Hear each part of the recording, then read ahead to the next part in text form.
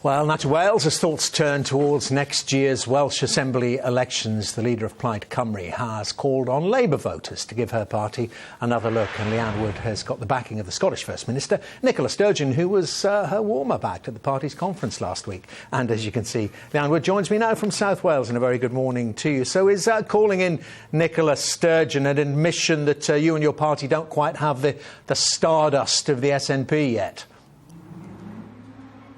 Well, we work very closely as parties. We've been sister parties for many, many years. And of course, we are different parties representing different countries. But I think we're on the same journey. And I think now that Plaid Cymru is in the place where the SNP was ahead of the 2007 breakthrough in Scotland when they formed a minority government. We've got our elections to our National Assembly next year, and my party is in great shape to contest those elections and offer the people of Wales a real alternative government to Labour, who we've had in power for 17 years, unbroken rule since devolution was born. It's interesting what you say about the parallels between yourselves and the SNP in 2007. So can I extend that and say then you're 7 years away from risking a referendum on independence? Well, that is going to be a matter decided by people here in Wales, of course, and when the appetite for more autonomy grows, then Plaid Cymru is ready to take that journey with people. But our priorities now are public services. We've got chronic problems in our health service. There are major problems with our economy and challenges facing our education system as well. And what people tell us is that they want solutions to those problems, and we've spent quite a bit of time trying to find those solutions, and we'll be putting those forward in our programme of government ahead of that election next May. And I very much hope that people will like what they see and vote for it. OK, but it is very much the SNP template. Just on the narrow issue of a referendum, do you seriously think there might be one in Wales in your political lifetime? Well, yes, I think there could well be. At the end of the day, it's a matter for people to decide. And we've got many problems here in Wales, and we don't have a constitutional settlement through our National Assembly to be able to solve some of those problems. So more autonomy is needed, greater powers are needed for our National Assembly. But we're a different country to Scotland. Our devolution journey started from a different place.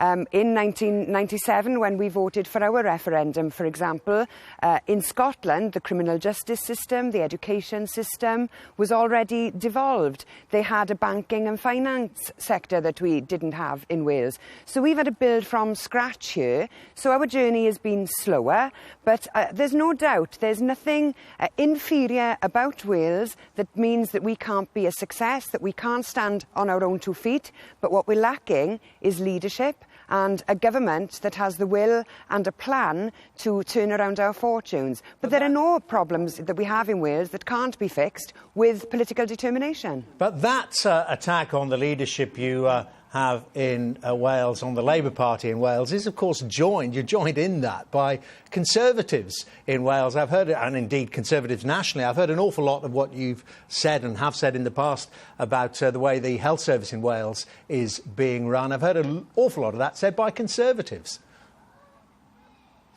Well, I guess what we're doing is reflecting public opinion. I've spent quite a lot of time, and my shadow cabinet team as well, going up and down the country, addressing people in town hall meetings and on their doorsteps. And it's overwhelmingly the issue that comes back to us as the main priority of people is health. So I guess we're just reflecting that.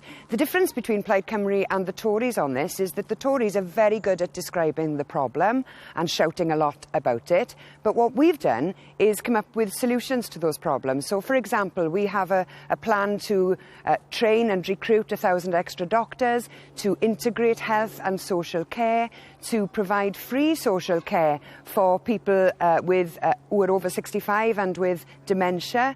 And so we put a package together of solutions to try to address the problems that people have told us they feel are a priority. OK, just the specifics, this Wales bill, that you've called it insulting, haven't you? Now, just explain to people why you feel, reading through it, it seems to me that it's offering Wales quite a lot more devolution, more powers. You say it is insulting and risks sending powers back to London.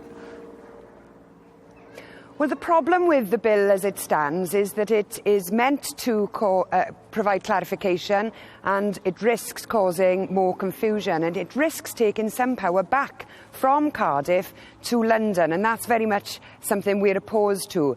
There could be a simple way of dealing with this by creating a Welsh legal jurisdiction. That's something that the Tories don't want to do. It's very much something we are pushing for. And with that, of course, over time, the devolution of the criminal justice system, policing, probation, courts as well. But what we have in the Wales Bill is a lowest common denominator approach.